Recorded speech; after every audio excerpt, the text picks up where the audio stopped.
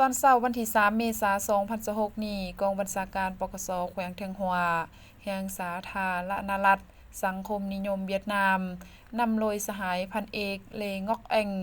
รองหัวหน้ากองบัญชาการตำรวจแขวงเทียงหัวพร้อมด้วยคณะเยี่ยมยามและอวยพรกองบัญชาการปกสแขวงหัวพันโดยให้เกียรติต้อนรับของสหายพันเอกอัมพรพันธ์บัญจันทร์รองหัวหน้ากองบัญชาการปกสแขวงหัวพันมีบรรดาสหายผู้ต่างหน้าบรรดาห้องตลอดหอดนายและพลตำรวจของการกองบัญชาการเข้าร่วมจุดประสงค์การมาเยี่ยมยามในครั้งนี้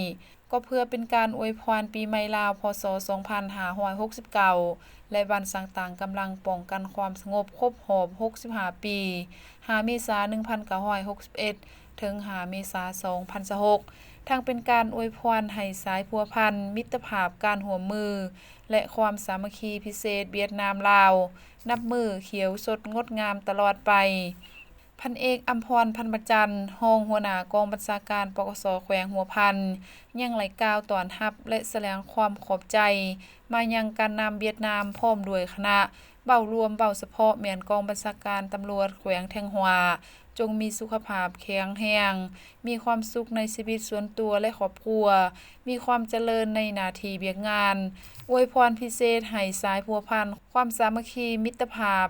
เวียดนามลาวให้นับมือมั่นคงทะนงแกนตลอดกาลนาน